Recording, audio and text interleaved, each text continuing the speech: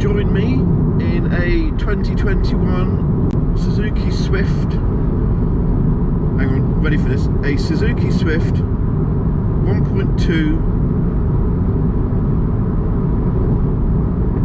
SZT CVT hybrid. Yep, that's right.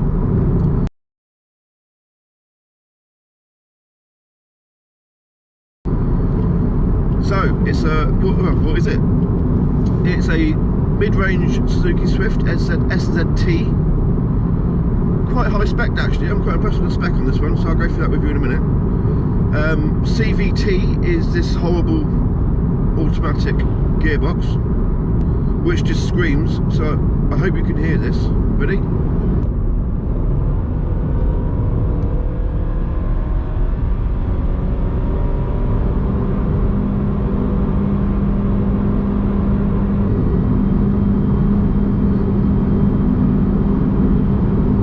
That's not pleasant. It just doesn't seem to want to change gear, and I appreciate there aren't really any gears on it, but it's not a pleasant gearbox to use. The manual, I would assume, would be a lot better on this car because it actually drives really nice. It feels really good on the road. The hybrid bit had me a bit fooled. It's not actually a hybrid. I think it's called a mild hybrid. So basically, there's a tiny little electric motor. I think it's 2.3 kilowatt motor, which assists the engine. So when it gives you an extra bit of brake horsepower, I think it's 15. Can't remember. So yeah, it gives you a bit of a boost rather than cuts the engine out and just use electric drive alone. It boosts the petrol engine a little bit. So I'm looking at the dash now, and I'm running on just the engine. If I take my foot off the accelerator, it starts pumping power back into the battery of the motor, which is full at the moment anyway, so there's no point doing that. Yeah, I mean, I suppose it helps with fuel economy and gives you a little bit more of a boost of power, but it's not actually a hybrid, so bear that in mind. If you're looking for a hybrid, I think the Yaris, although the Yaris is £4,000 more expensive than this, the Yaris is a full hybrid, whereas this is a mild hybrid, and it just boosts BHP and helps on fuel economy a little bit, I think. Ride quality is alright, it's quite nice, feels pretty solid on the road. But yeah, I'm doing 70 miles an hour, and yeah, there's a bit of road noise, a bit of wind noise.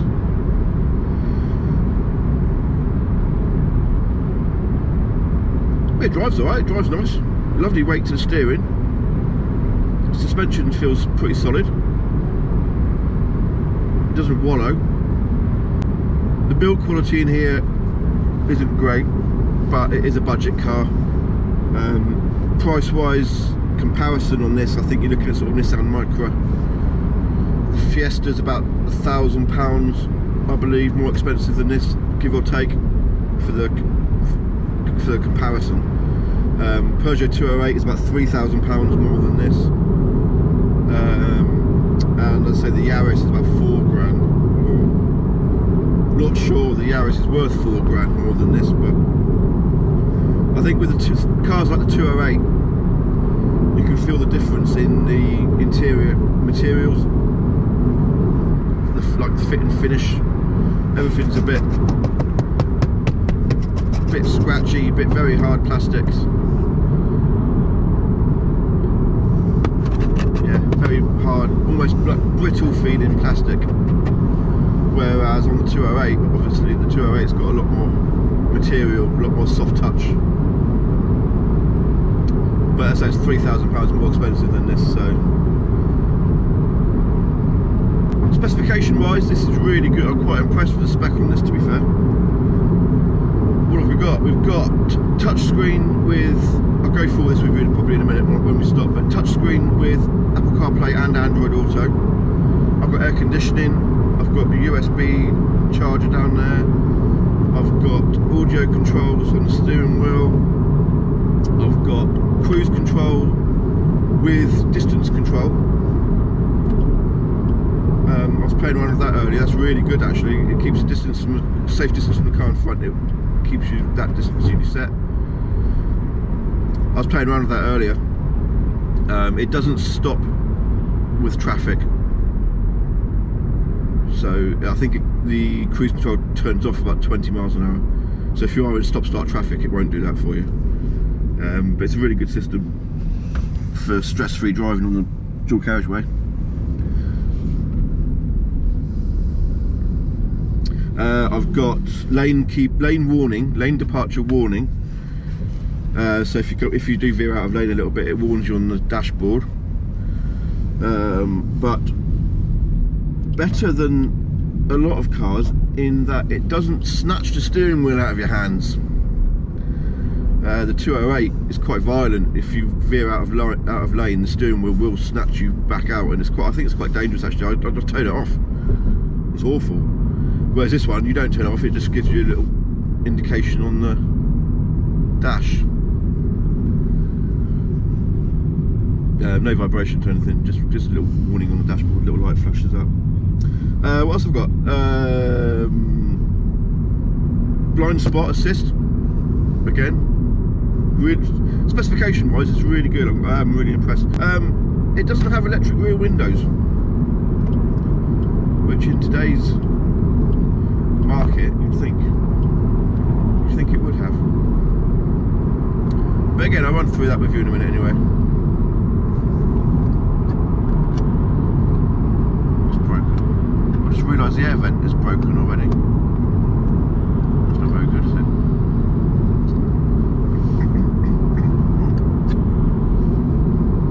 Right, so we'll go and park up somewhere and I'll show you around the car.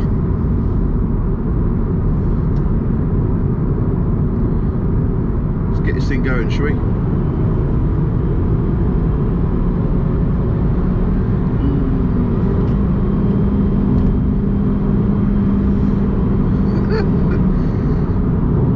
Yeah, that's not pleasant at all, in the slightest.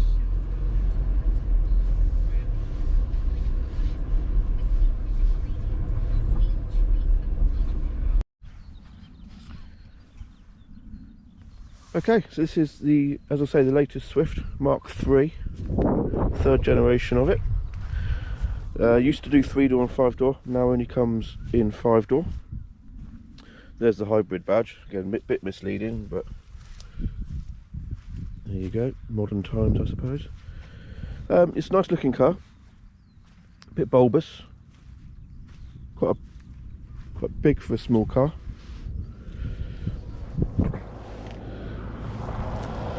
I quite like the lines down the side. This waistline moves up and down, accentuates it a bit. I like the lines on it. I like the waistline. As I say, fit and finish, not the best in the market. I mean, things like this, that doesn't really match up very well around there. You shouldn't be able to hit your finger on that. It should be flush like that. So, but yeah, nice looking car. Not so noticeable in the black with the black paint, but you've got the black plastic and the black windows along here that gives it a floating roof effect. More noticeable if you had something like the orange paint and a black roof. It gives it like a floating, orange paint with the orange roof, because then you've got the black line that gives you like a floating roof effect all the way through. As I say, 5-door only now, but they have hidden the door handle up there to make it look a bit more sporty. As I say, they've blended it in with the black plastic on there. Yeah, nice looking car. Mid-range SZT. It does have the sensor on there for your cruise control. does also have automatic lights, automatic wipers, and you've got your sensors in there for your lane keep assist and things as well. Blends in quite nice.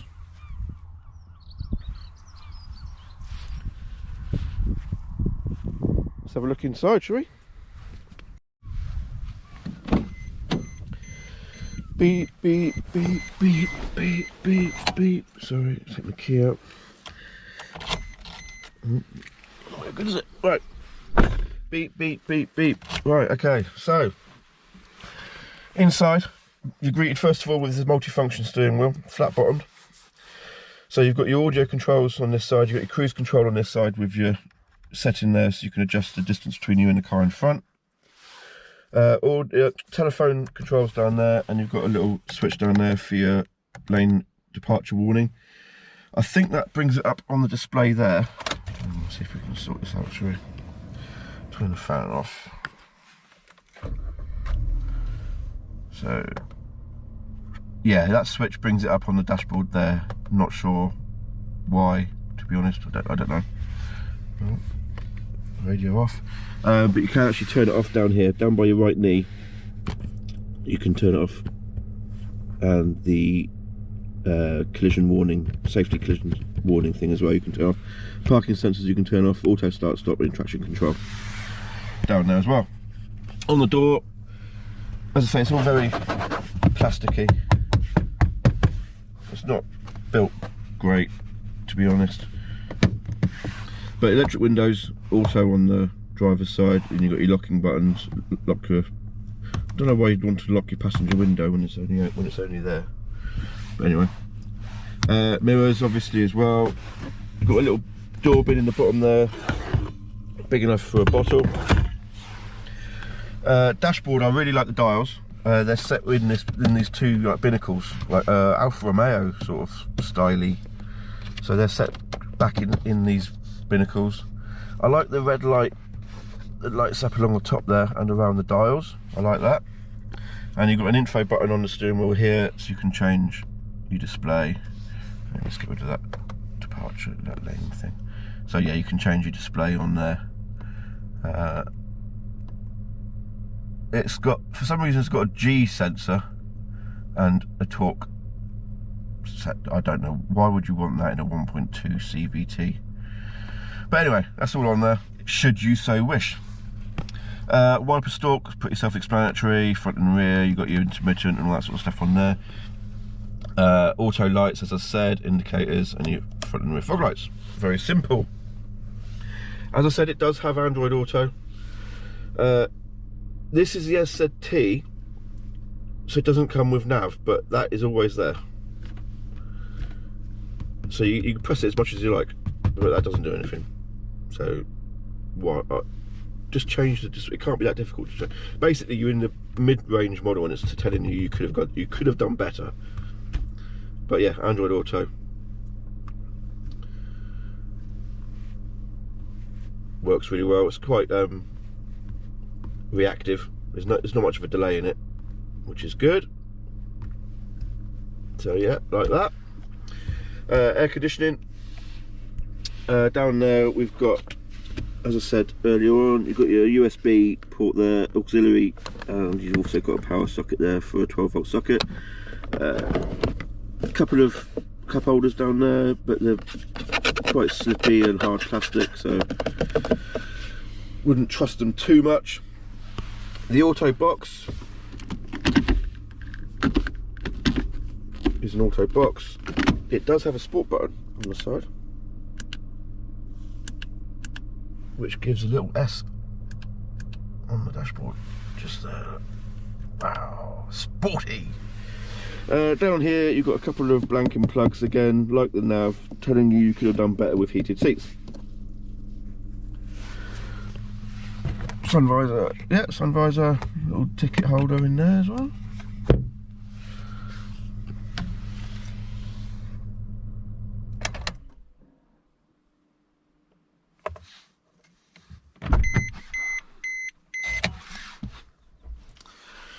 Quite nice wide opening doors, I like that.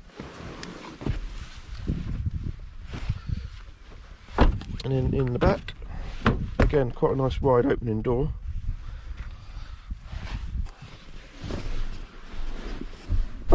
But windy windows. Do they go all the way down? It's a bit tight in it. Oh, they do go all the way down. It's a bit tight in here. The chair is where I'd normally have it. I'm about just under 6 foot, and obviously my knees are in the back of the chair there. Decent foot room, which is alright, but it's a bit dark back here as well. The dark windows, the dark materials, the dark plastics. Yeah, it's very dark. Loads of headroom. Tons of headroom in here. It's quite comfy. If that seat was a little bit further forward, it'd be alright. Yeah, as I say, very hard plastics. But there is a bottle holder in the bottom of the door there. Speakers as well. Split fold 60/40 on the rear seat.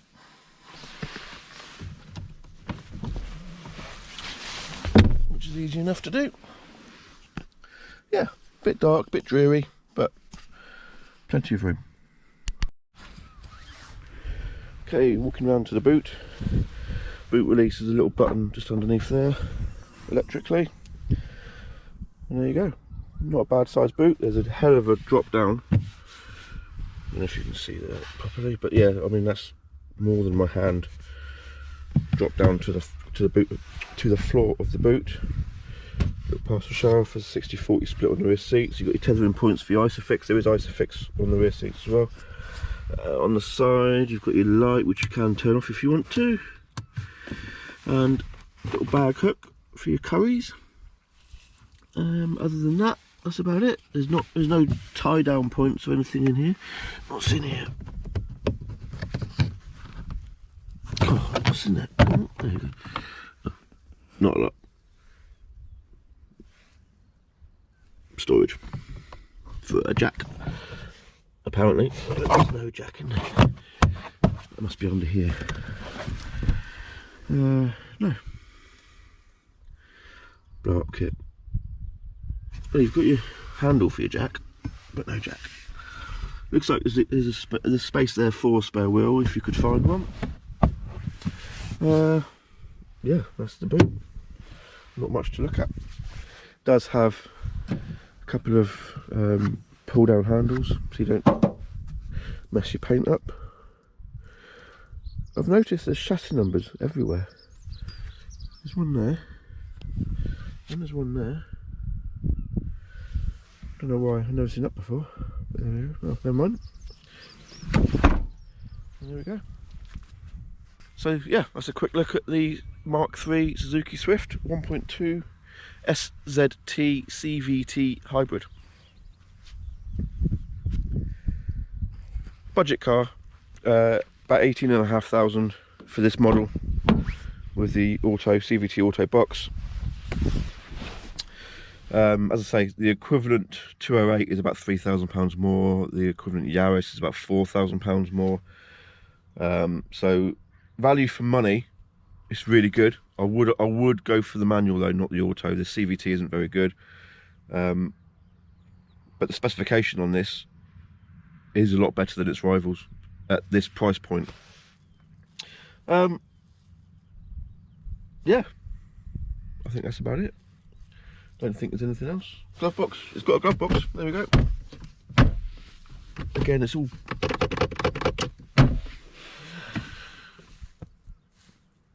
Yeah, build quality is not great, but it is a budget car. And if you bear that in mind, when I first got in the car, I was like, oh, this doesn't feel very good. But then I did look at the prices, and it is, when you consider the price of it, you can overlook the quality of the materials, I think. To be fair, yeah, it's a nice run around. I'd have the manual. If it had a manual box, I think I'd be really happy with this. Yeah, thank you for watching. Hope you did like it. It's a bit basic, I know, but just quick overview. I've not got it for very long, so that's it. But if you did like it, please like the video. Please consider subscribing. I'm hoping to get some more. I know it's been a bit sporadic, but I'm hoping to get some more cars coming soon. We shall see. But yeah, thank you for watching.